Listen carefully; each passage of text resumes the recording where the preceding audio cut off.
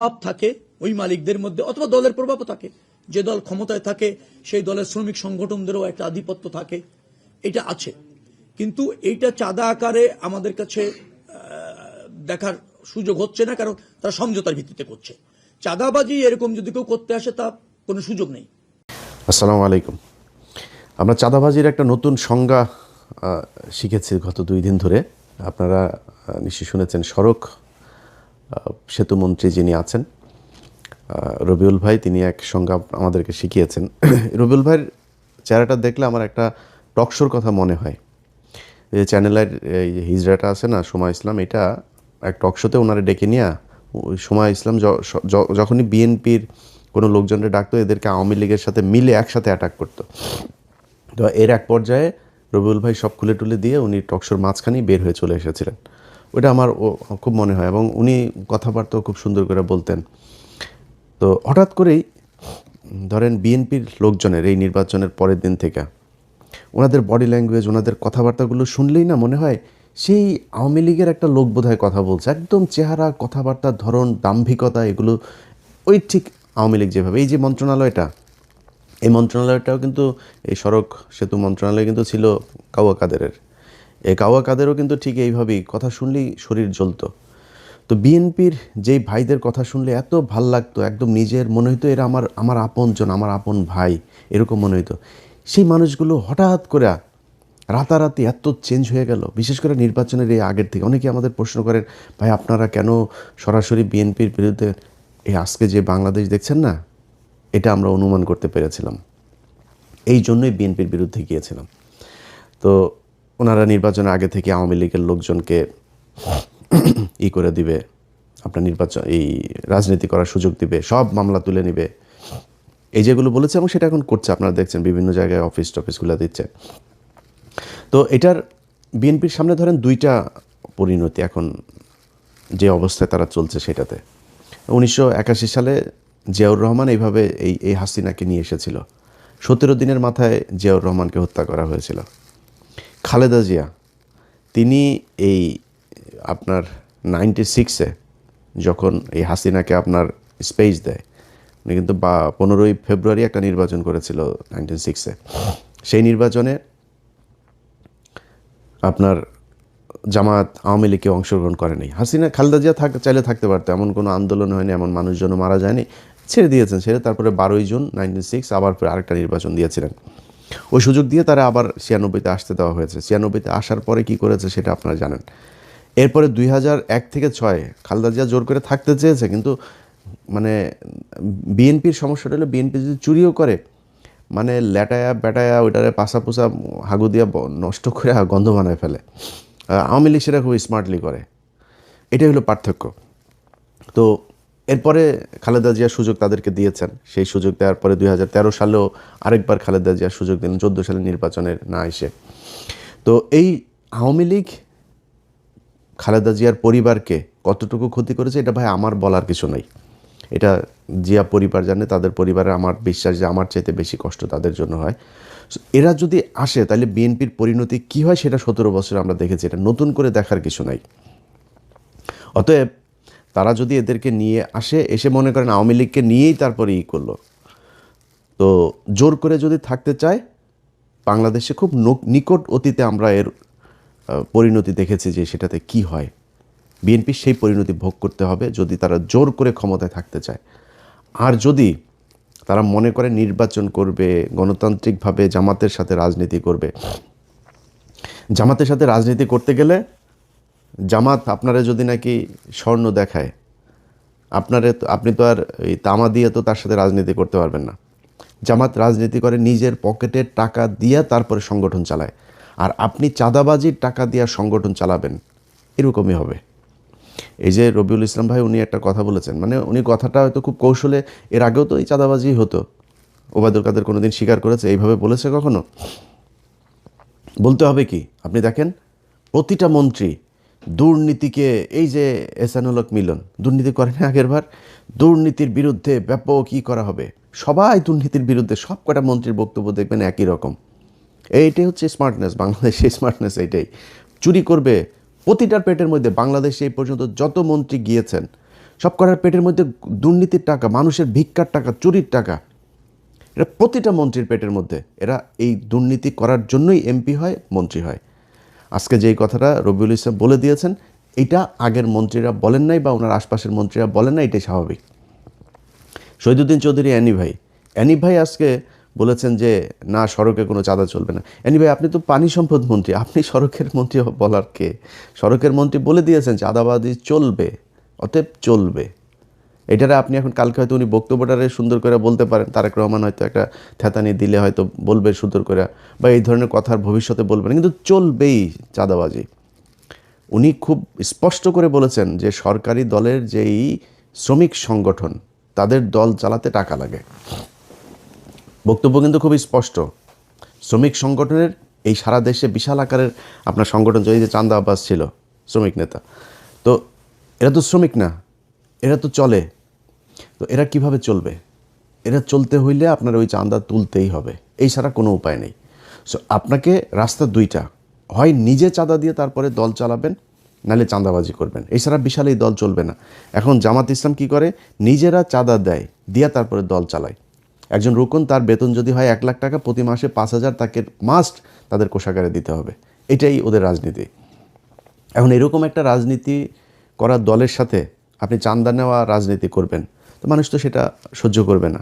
তো সেক্ষেত্রে আলটিমেটলি যেটা হবে সেটাই। সো রাস্তা আপনার হাতে দুইটা, একটা হয় আপনাকে রাজনীতি চেঞ্জ করতে হবে, এই আপনাদের যে পলিসি সেটা চেঞ্জ করতে হবে, করে নিজের পকেটে টাকা দিয়ে নিজে রাজনীতি করবেন, অথবা শেখ হাসিনার মতো ফ্যাসিস্ট হবেন, জোর করে ক্ষমতায় থাকবেন, কোনো কথা শুনবেন না, কিছু হইলেই বলবেন যে সংবিধানের দোহাই, কারণ আপনাদের 2/3 আছে এখন, এবং এই 2/3 তো আপনাদেরকে খুব পরিকল্পিতভাবেই দেওয়া হয়েছে। এই ডক্টর ইউনূস আপনার যেদিন লন্ডনে যায়, সেদিনই তিনি নির্ধারণ করে দিয়ে এসেছেন যে বিএনপি ক্ষমতায় যাবে, তাদেরকে 2/3 দেওয়া হবে।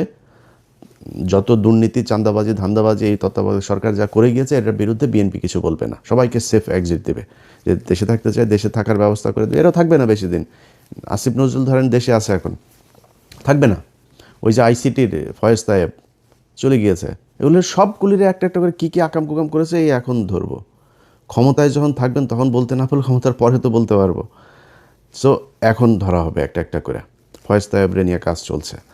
তো এই আসিফ নজরুলরা এরা 2 দিন পরে দেখবেন চলে গেছে, কারণ টাকার তো অভাব নাই, দেশে থাকবে কেন? বউরে দিয়ে আপনার কালেকশন করাই তো, নিউজও তো হয়েছে, আপনারা দেখেছেন। তো এখন এই যে এরা ওই সময় বলে করে দিয়ে গিয়েছে যে তোমাদেরকে 2/3 দেওয়া হবে, 2/3 দিয়ে সংবিধান এবার যেমনে মনে চায় তেমনে তারা কাটছাট করে তাদের মতো করে সংশোধন করবে। এইটাই ছিল হয়েছে যে এই তত্ত্বাবধায়ক সরকারের মূল এজেন্ডা। এর বাইরে এই যে সরকারটা গেল 1.5 বছর, 1.5 বছরে বহু কিছু করা সম্ভব। সবচাইতে দুর্বল আর দুর্নীতিগ্রস্ত একটা তত্ত্বাবধায়ক সরকার ছিল, যেটার আমরা বিপ্লবী সরকার বলতাম, সেই বাঞ্চোতরা ছিল সবচাইতে বেশি দুর্নীতিগ্রস্ত। এদের মতো দুর্নীতিগ্রস্ত আর একটা সরকার এই পর্যন্ত বাংলাদেশের তত্ত্বাবধায়ক সরকারে আসে নাই। এমনকি এই যে মঈনুদ্দিন ফখরুদ্দিনের যে সরকার না, আমার তো মনে আছে, এদের চাইতে বহু সততা নিয়ে তারা কাজ করেছে। তো তারা আমাদের হাতে এখন ঝুলাই দিয়ে গেল একটা দুর্নীতিগ্রস্ত সরকার। এটার নিয়ে এখন আমাদের থাকতে হবে। তো বাংলাদেশের মানুষের কাছে আমার একটা জিজ্ঞাসা থাকবে যে এই দেশের মানুষ কি মানে এই ঝাড়ুদার হয়েই থাকতে চান, চকিদার হয়েই থাকতে চান? একটা দল ক্ষমতায় আসবে, তাদের কিছু এমপি থাকবে, মন্ত্রী থাকবে, তাদের এই যে পরিবারতন্ত্র, এদের চামচা হয়ে তারপরে আপনাকে থাকতে হবে। এখন এখান থেকে আপনি যদি বের হইতে চান, তাহলে সিদ্ধান্ত আপনাকেই নিতে হবে। এই যে নির্বাচনটা হইল, এই যে রাজনীতি হয়, এই যে রাস্তায় ধর্মঘট, হরতাল, পিকেটিং, কোনো দিন কোনো এমপির ছেলেকে আপনার পাশে পেয়েছেন যে সে রাস্তায় এসে তারপরে এটা করে?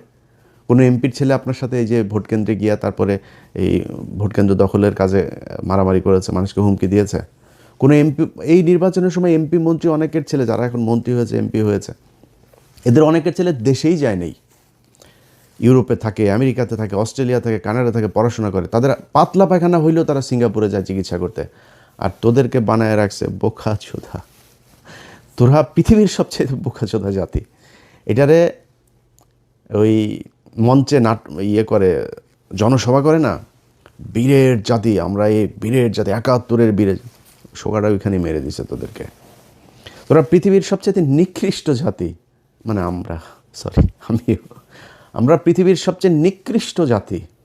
এদের মতো এরকম কামলা খাটা জাতি পৃথিবীর মধ্যে আর কোথাও নাই। আমরা পৃথিবীর যেই দেশে যাই, বাথরুম পরিষ্কার, রেস্টুরেন্টের কাজ, সিকিউরিটি, যত নিম্নমানের কাজ আছে যেটা আমরা করি।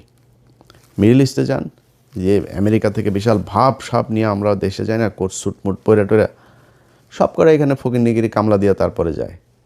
ভাব মারায় আমেরিকা থেকে এসেছি, এই হলো অবস্থা। এরপরে কি হয়? পোলাপান বড় হয়, বড় হয়ে তারপরে মনে করেন যদি মেয়ে হয়, বিশেষ করে ধরে একজন বিশেষ এক জাতিকে ধরে, ওই বিশেষ জাতি সাদা টাদাও পায় না, বিশেষ জাতিকে ধরে তারপরে পরিবার শেষ। এরপরে বাপ মা বুড়া বয়সে যায়, তারপরে করে কি না এই দেশে আর থাকবো না, চলে যাই।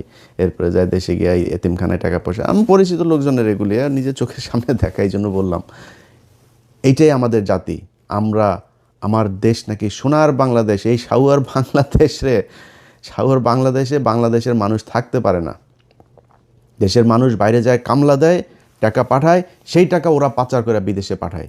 এটাই হলো বীরের জাতি। তোদের যদি লজ্জা থাকে তাহলে ভবিষ্যতে এদের এই ঠিকাদার, পাহারাদার, চৌকিদার, কামলা দিতে সামনে আর যাবি না। তোদেরকে দিয়া এই নির্বাচনের মাঠে কেন্দ্র দখল করায় তোদের কি চাকর বানায়? তোরাই চাকর। প্রতিদিন এই যে ট্রাকের মধ্যে থেকে যে চাঁদাগুলি নেন, এটা কিন্তু এমপির কোনো ছেলে নেয় না, মন্ত্রীর কোনো ছেলে নেয় না, কিন্তু এটা টাকার ভাগে একদম শেষ মাথা পর্যন্ত যায়। টাকাটা উঠায় কাঁদে দিয়ে তোরে দেওয়া উঠায়, তুই কামলা, ওইখানেও তুই কামলা। সো এই তোদের মতো কামলাদেরকে দিয়া এই দেশে এরা রাজনীতি করে, এদের ছেলে মেয়েদেরকে বিদেশে পড়াশোনা করায়, নিজেদের কিছু হইলে তারপর ট্রিটমেন্ট নিতে যায় সিঙ্গাপুর, থাইল্যান্ড, ব্যাংকক। বাংলাদেশে এদের ট্রিটমেন্টও নেয় না এরা। এইভাবেই চলছে, একদম চোখের সামনে এইভাবে চলছে। প্রতিটা মন্ত্রী, এমপি, সব করার সন্তানের পেটের মধ্যে চুরির টাকা, দুর্নীতির টাকা, এই দেশের মানুষের ভিক্ষা করা টাকা এগুলি। এই যে বলেছে না যে এদেরকে চাঁদাটা নাকি এমনিতেই যারা স্বেচ্ছায় দেয়, স্বেচ্ছায় মিয়া ফাও কেউ টাকা 1 টাকা দেয়। আর যদি স্বেচ্ছায় নিতে চাস তাহলে তোর লোকজনের বল যে থাল নিয়ে বসতে, আল্লাহর হস্তে 2টা দে, এমনি বলতে বলবে। লাঠি একটা হাতে নিয়ে আমরা দেখি নেই, এই চুয়াডাঙ্গা থেকে ঢাকায় আসতাম, মানে শুরু হয় আপনার একদম ঝিনাইদহ থেকে শুরু হইতো, মাগুরা, ফরিদপুর, রাজবাড়ী, এইদিকে মানিকগঞ্জ, সাভার, পুরোটা গাবতলী থেকে একদম পুরোটা আপনার এই চাঁদাবাজি চলতো। লাঠি একটা নিয়ে 3-4টা পোলাপান দাঁড়ায় থাকতো, এরা বিভিন্ন জায়গায় এই যে বিট করা, ওই যে বামগুলো করা, যাতে ওইখানে আসলে আপনাকে গাড়ি থামাইতেই হবে। এবং কন্ট্রাক্টর ওই জায়গায় জানতো কয় টাকা দিতে হইতো, ওই টাকা সে হাতের মধ্যে রাখতো, দিয়ে চলে আসতো, কোনো বার্গেনিং নেই, এটা ধরা বাঁধা। সো সবাই জানে আপনাকে দিতেই হবে, তাই আপনি দেন। আপনি থাল নিয়ে দাঁড়ায়েন তো দেখি স্বেচ্ছায় কীরকম দেয়। সো এটা স্বেচ্ছায় টাকা না, আপনি জোর করে ভিক্ষা নিচ্ছেন। এই ভিক্ষার টাকা একদম শেষ দলের শেষ মানুষ পর্যন্ত যায়, এটাই যায়। মনে করার কোনো কারণ নেই যে এমপিরা যে আপনার মনে করেন দলের সর্বোচ্চ নেতাদেরকে আপনার এই যে টাকা দিয়ে তারপর মনোনয়ন নিয়েছে, ও এমপি টাকা কই পায়? ও একদম একদম এই ভিক্ষুকের কাছ থেকে যে টাকাটা নেয়, ফুটপাতের যেই একজন হকারের কাছ থেকে যে টাকা নেয়, মেথরের কাছ থেকে যে টাকা নেয়, সব টাকা ওইখানে যায়। তোদের পেটে এমন কোনো অসভ্য টাকা নাই, এমন কোনো ছোট টাকা নাই যেই টাকা তোদের পেটে যায় না। সো এটাই হলো বাংলাদেশ। যারা কিনা কাজ করে খায়, তারা নিজের হালাল পয়সা তারপরে খায়। এই হালাল টাকাটারে তোরা মানে হারাম করে তারপরে এই এই এই এই নিকৃষ্ট এই টাকা পয়সা তোরা খাস। এটাই হলো গিয়া তোদের মানে রাজনীতি। সো এই রাজনীতি করে যদি নাকি তারা বাংলাদেশে ক্ষমতায় জোর করে থাকতে চায়, থাকতে পারবে। কিন্তু যদি তারা মনে করে যে কম্পিটিশনে যাবে, তাহলে সম্ভব না। এবার এই দেশের মানুষ হুমড়ি খেয়ে পড়েছিল দাঁড়িপাল্লায় ভোট দেওয়ার জন্য। কেন? কি কারণে? মানুষ এই চাঁদাবাজি, মাস্তানি, দখলবাজি এখান থেকে বের হতে চেয়েছিল। এই কারণে মানুষ দাঁড়িপাল্লাকে দেখতে চেয়েছিল যে দাঁড়িপাল্লা আসে। যদি দাঁড়িপাল্লা আছে, দাঁড়িপাল্লা 5 বছর পরে আরও শক্তিশালী হয়ে আসবে। আপনি সিদ্ধান্ত নেবেন যে ভালো হবেন, নাকি হাসিনার মতো আরও মানে সর্বোচ্চ ফ্যাসিস্ট হয়ে তারপরে ফ্যাসিজমের মাধ্যমে এই দেশ পরিচালনা করবেন। এই দুইটা, সেটাও যে আপনি খুব বেশি পারবেন তা না। আমরা ভাই এই গত 17 বছরে দেখলাম তো, আজকে এই যে বাবারে বাবা, সারা দেশ বিএনপি, আরে বাবারে বাবা, সব বিএনপির লোকজন, বিএনপি সারা দেশে কোনো লোক নেই। রাতারাতি চেঞ্জ হয়ে যায় পরিস্থিতি। এগুলো আমাদের চোখের সামনে দেখা। আমরা তো জীবনের অর্ধেক বয়স পার করে ফেলছি, আল্লাহ জানি না কতদিন বাঁচায় রাখবে। তো যদি ফুল বাঁচায় রাখে তাও অর্ধেক পার করে ফেলছি। এখন ধরেন এই সময়ের ভিতরেই খুব কঠিন কঠিন সময় আমাদের এই আমরা মানে খুব সৌভাগ্যবান বলেন আর দুর্ভাগ্যবান বলেন, আমরা কিন্তু অনেক কিছু দেখেছি, এটা পৃথিবীতে হয়তো খুব কম জাতি দেখবে। আমরা হাসিনার মতো এরকম এক ফ্যাসিজমের পতন দেখেছি, আমরা কোভিড দেখেছি, 1/11 দেখেছি, অনেক কিছু দেখেছি কিন্তু আমরা। সো এই যে আমরা চোখের সামনে যেগুলো দেখলাম, যে অবস্থাগুলো, এগুলো আপনাদের জন্য উদাহরণ। এই উদাহরণ দেখে আপনি যদি ঠিক না হন তাহলে তার কিছু বলার নাই। আপনার আশপাশে আজকে যত মানুষজন দেখছেন, এই মানুষ আপনার পাশে ছিল না, থাকবেন, এটা আপনারা জানেন খুব ভালো করে। আজকে যে ব্যক্তি এমপি হয়েছে সে যদি মনোনয়নটা না পেত না, বা আজকে ওই যে এই কাউয়া ইয়ের কথা দেখেন, ওই যে এই হারুন পাপিয়ার ঘর জামাইটা, এর আশপাশে কেউ আছে? ওই যে কুমিল্লায় মঞ্জুর মুন্সি বাড়িঘর জ্বালাই দিয়েছে নির্বাচনের পরের দিন, কেউ ঠেকাতে পেরেছে? কেউ তার পাশে আছে? কেউ পাশে নেই। আপনার পাশে যে চৌকিদার, দফাদার, সে যেই ছিনতাইকারী যেগুলো মাদক ব্যবসায়ীগুলো থাকে, এগুলো সবাই ওই জন্যই, কিছু খাওয়ার জন্যই থাকে, এছাড়া থাকে না আপনার পাশে। সো আজকে যারা আছে এরা থাকবে না কালকে। আর জামাত ইসলামের এক নেতার সাথে কথা বলছিলাম, জামাত ইসলাম আমি বললাম যে ভাই, মনে করেন আপনাদের উপরে আবার ফের সেই আগের মতো জঙ্গি নাটক টাটক সাজায় নানানভাবে আপনাদের উপরে প্রেশার ক্রিয়েট করা শুরু করলো, কী করবেন? বলছে আমরা রাজনীতি ছেড়ে দেবো, আমরা মানুষ তৈরি করব। আমরা তো আর কিছু ধান্দাবাজির জন্য তো আমরা রাজনীতি করি না, আমরা সরে যাব। আওয়ামী লীগকে যদি তারা স্পেস দেয়, নিয়ে আসে, তারপরে আওয়ামী লীগকে দিব রাজনীতি করতে। আওয়ামী লীগই বিএনপিরে সোজা বানায় ফেলার একদম যা রাস্তা সেগুলো তারা জানে এবং সামনে তারা করবে। ব্যাস শেষ। আমি শুনে তাজ্জব মেরে গেছি, যেমন বলে কি, হ্যাঁ, যদি এটা জামাত ইসলাম যদি এটা করে, বিএনপি যদি ধরেন এদেরকে নিয়ে আসে, জামাত ইসলাম যদি ওইটা করে, তাহলে বিএনপি বলে দল থাকবে না বাংলাদেশে, জামাত ইসলাম থেকেই যাবে। জামাত ইসলাম রাজনীতি করুক আর অরাজনৈতিক সংগঠন থাকুক, তাদের যে আদর্শ সেটা তারা বাস্তবায়ন করে নিয়ে যাবে। কিন্তু আপনি পারবেন না। আপনি ক্ষমতায় থাকলে আছেন, ক্ষমতায় না থাকলে নাই। আমরা এটা নিজের চোখে দেখেছি। এটা ককটেল ফোটার পরে কিভাবে সব দৌড় দেয়। কেউ ছিল না এদের পাশে। নিজের পার্টি অফিস, সেই পার্টি অফিসে পর্যন্ত যাইতে পারেন নাই। পার্টি অফিসের ঘরের হালকা করে এই কেচি গেটটা লাগে, আবার খোলেন, আবার এই চোর পুলিশ খেলা আমরা দেখেছি। এটাই তো বিশাল এই রাজনৈতিক দলের অবস্থা না? সো ক্ষমতা থাকবে না, আপনারাও থাকবেন না। আওয়ামী লীগ যদি নাকি আওয়ামী লীগকে আপনি ই করে দিবেন, আর ভারত মনে করেন আপনার চেয়ে আওয়ামী লীগকে দূরে রাখবে ক্ষমতা চেয়ে, ভারত সর্বোচ্চ জিনিস দিয়া তারপরে আপনার এই আজকে মিডিয়া দেখছেন না, যে একটা আপনার লোক না, এরা আপনাকে খাম্বা তারেক বলেছে, এরা আপনাদের খালেদা জিয়ার বিরুদ্ধে কথা বলেছে, এরা বলেছে। আপনি যান, গেল 1 বছর আগেও আপনি সময় টিভি, 71 টিভি টক শো দেখেন, তাদের নিউজ দেখেন, কত জঘন্য ভাষায় কথা বলেছে। তারাই এখনও বসে আছে, আপনি তাদেরকে টাকা পয়সা নিয়ে কিচ্ছু করেন নেই। এটা আপনারা করেছেন। এখন এদেরকে বসায় রেখে যদি মনে করেন সামনে পরিস্থিতি একটু টালমাটাল অবস্থায় আসে, তারা আপনার পক্ষে থাকবে, তারা সব আওয়ামী লীগের পক্ষে কাজ করবে, ইন্ডিয়ার পক্ষে কাজ করবে, এরা সব ইন্ডিয়ার লোক। ইন্ডিয়াদেরকে বসিয়ে রেখেছে। ইন্ডিয়া কখনোই আওয়ামী লীগকে রেখে বিএনপিকে ক্ষমতায় আনবে না। এটা এর আগে জিয়াউর রহমানের সময় প্রমাণিত হয়েছে, খালেদা জিয়ার সময় প্রমাণিত হয়েছে, তারেক রহমানের সময় প্রমাণিত হবে। সো ইন্ডিয়ার হাতে সেই চয়েস আছে। ইন্ডিয়া সবাই বসিয়ে রেখেছে ওই পারে, সুযোগ পেলেই আস্তে করে এখানে দিয়ে দেবে। চয়েস আপনার। কি করবেন? দলে ঠিক করবে নিজেরা চাঁদা দিয়ে দল চালাবেন, না চাঁদাবাজি করে তারপরে জামাতের কাছে হারবেন, নাকি চাঁদাবাজিও করবেন, জোর করেও ক্ষমতায় থাকবেন, এক পর্যায়ে গিয়ে তারপরে ইন্ডিয়ার আওয়ামী লীগের কাছে ক্ষমতা হারাবেন। এই চয়েসগুলো আপনাদের সামনে দেওয়া থাকলো। কেউ কষ্ট পায় থাকলে দুঃখিত।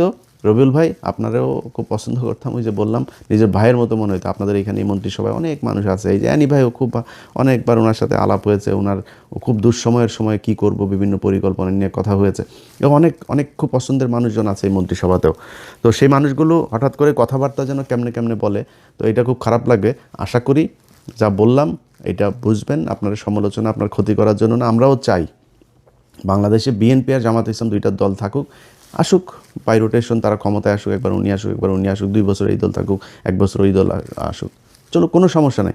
কিন্তু সবার কম্পিটিশনটা হবে ক্ষমতায় আসার জন্য না, কম্পিটিশন হবে আমি কার চেয়ে কত ভালো রাষ্ট্র চালাইতে পারি, মানুষকে কত ভালো সার্ভিস দিতে পারি, এটার উপরে। এই যে এক বিকাশ নুরু, তারে বসানো হয়েছে আপনার প্রবাসী ইয়েতে, একে মনে করেন এখন লাইসেন্স খুলবে, চাঁদাবাজি করবে, পাগল হয়ে যাবে এর অত্যাচারে। এর দিয়া কোনো প্রবাসী আসিফ নজরুলের দেওয়া হয়েছে? হয় নাই তো। এরকম এর দেওয়া হবে না। এই প্রবাসীদেরকে সেই 5 লাখ টাকা দিয়ে মালয়েশিয়া যেতে হবে, সেই পাসপোর্ট করতে কষ্ট হবে, আকামা করতে কষ্ট হবে, দেশে আসার পরে লাগেজ কাটবে, সব একই রকম থাকবে, এদেরকে দিয়ে হবে না এগুলো। তো তারপরেও মনে করি হোক, ভালো কিছু আশা করি। না হইলে এই যে আসিফ নজরুলদের মতো এরকম সব পাবেন, টাকা পয়সা পাবেন, ইজ্জত পাবেন না। আল্লাহ হাফেজ।